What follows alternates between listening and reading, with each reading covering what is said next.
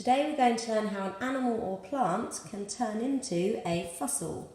In order to understand how a fossil is formed, we first need to understand a little bit about how rocks are made, and specifically how sedimentary rocks are made, because that's where we find fossils.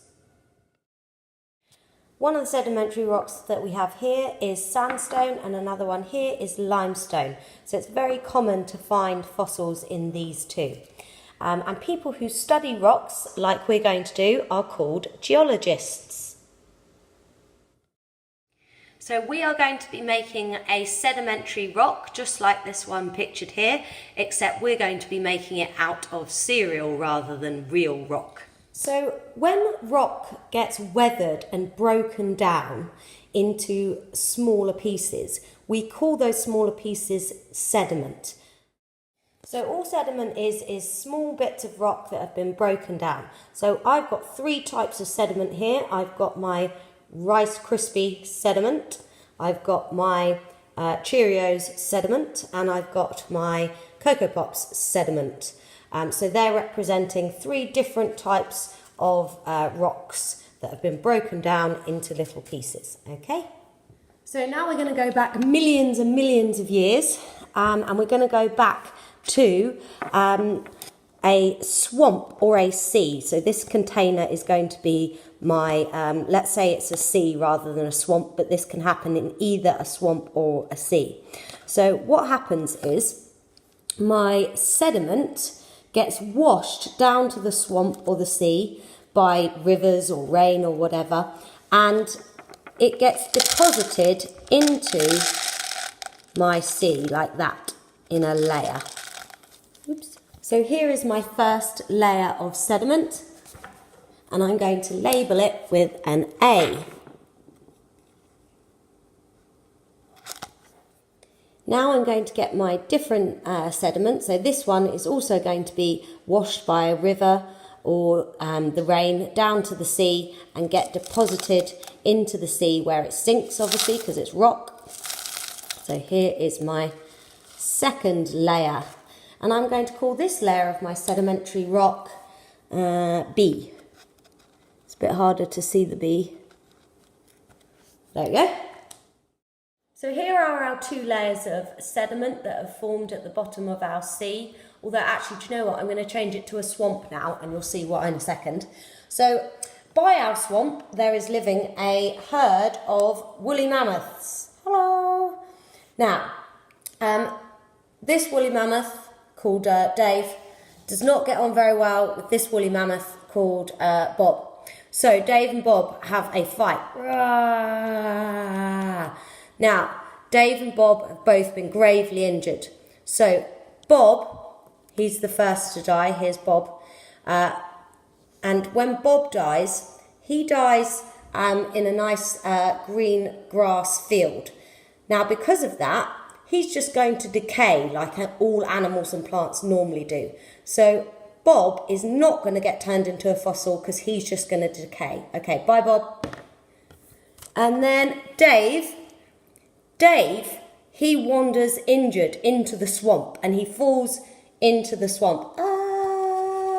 There he goes.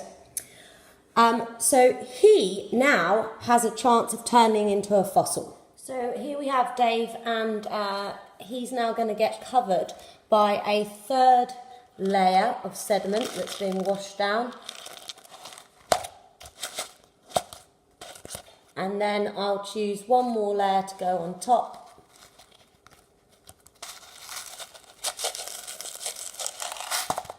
And there I have my finished layers. Now I must remember to label the third layer as C and the fourth layer as D. So at the moment, Dave is still not a fossil. What needs to happen is that our layers of sediment need to undergo some conditions which are going to turn them into rock and Dave into a fossil. So the first thing that needs to happen is that a lot of pressure needs to squeeze and crush the layers of sediment. So the layers on the top obviously put pressure on the layers below them because these layers are very heavy. So when you put pressure onto rocks, what happens is it actually squeezes some of the chemicals out of the rocks, and those chemicals are called minerals. And the minerals act in two ways. So I'm going to put some minerals in. Here are my minerals that I'm putting in. Now the minerals do two jobs. They stick the pieces of sediment together and they turn the sediment, once it's all stuck together, we then call it rock. And the other thing that the minerals do, as well as sticking the rocks to get the pieces of sediment together, is that they also replace the bones or other parts of the dead animal or plant. So the parts of the dead animal or plant get replaced by these minerals. So once our dead animal or plant, once it's all been replaced by minerals, we then will call it a fossil.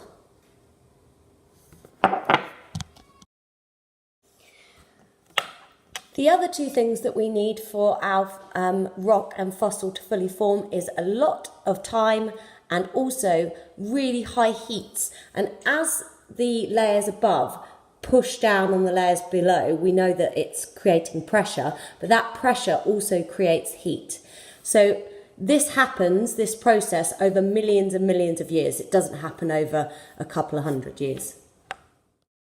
So one of the most important types of fossilised rock is coal. So coal is a sedimentary rock formed in a swamp just like our one, and coal is a fossil fuel that we use to burn to make electricity. And there are two other types of fossil fuel as well. There's oil and there's gas, and they're all made from fossilised living things.